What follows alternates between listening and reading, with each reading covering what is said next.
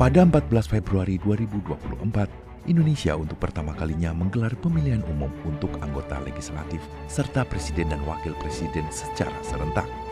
Komisi Pemilihan Umum telah menetapkan daftar pemilih tetap atau DPT Pemilu 2024 sebanyak 204.807.222 pemilih.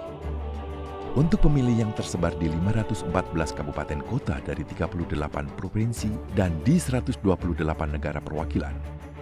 Penyelenggaraan pemilu yang demokratis, damai, jujur dan adil tentu menjadi fokus dan harapan seluruh pihak. Hal tersebut tentu tidak terlepas dari netralitas pihak-pihak yang terkait dan terlibat dalam penyelenggaraan pemilu 2024. Baik KPU, Bawaslu, aparat keamanan, lembaga hukum, dan peradilan tidak hanya netralitas. Faktor keamanan juga menjadi hal penting dalam penyelenggaraan pemilu 2024. Potensi konflik sekecil apapun tidak bisa dipandang remeh dan jangan sampai membuat perpecahan persatuan dan kesatuan bangsa.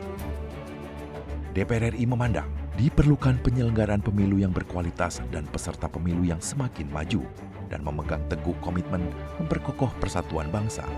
Polarisasi pilihan politik tidak menutup terjadinya sensitivitas negatif yang tinggi dalam interaksi masyarakat, baik interaksi langsung maupun di dunia maya.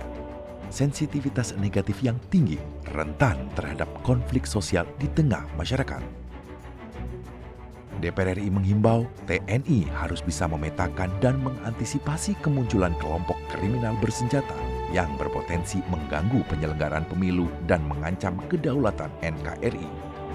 Selain itu, aparat TNI yang terindikasi terlibat politik praktis apalagi mendukung salah satu paslon harus ditindak tegas dan diberi sanksi. Perkembangan media sosial dikhawatirkan bisa mempengaruhi netralitas prajurit TNI selama masa pemilu, terutama pada masa kampanye. Itu sudahkah ada analisa spesifik terkait dengan itu juga? Itu tugas dari TNI, menjaga kedaulatan negara, jangan sampai bagaimana yang tadinya menjadi isu keamanan merajalela dan meluas menjadi isu kedaulatan. Kesuksesan penyelenggaraan pemilu 2024 juga tidak terlepas dari sosialisasi dan edukasi kepada seluruh kalangan masyarakat. Disinilah dituntut peran serta para operator telekomunikasi.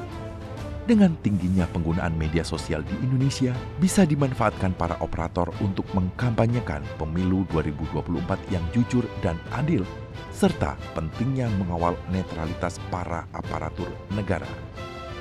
Pengelola telekomunikasi seluler ini menjadi pahlawan terdepan. Oleh karena itu sebenarnya kita mengundang mereka untuk mereka bisa memberikan masukan kepada kita. Apa saja yang bisa dilakukan oleh mereka untuk mensukseskan pemilu. Sebelum pencoblosan sampai pencoblosan dan pasca pencoblosan. Nah, tadi disebutkan oleh anggota juga, mereka kurang memberikan penyadaran di pesan-pesan HP. Banyak bonus, bla bla bla yang lain belum masuk ke pesan-pesan pemilu. Padahal pemilu kita sudah kurang dari 100 hari lagi ya. Dengan waktu yang lama, yaitu 75 hari, Komisi 2 DPR RI mengajak semua pihak untuk menjaga masa kampanye tetap kondusif sehingga potensi konflik pemilu 2024 bisa diredam seminimal mungkin. Sebagai penyelenggara pemilu, KPU dan Bawaslu tentu akan menghadapi tekanan dari berbagai pihak. Namun, kedua lembaga itu harus berupaya menjaga integritas dan berpegang teguh pada aturan pemilu yang berlaku sehingga pemilu bebas intervensi.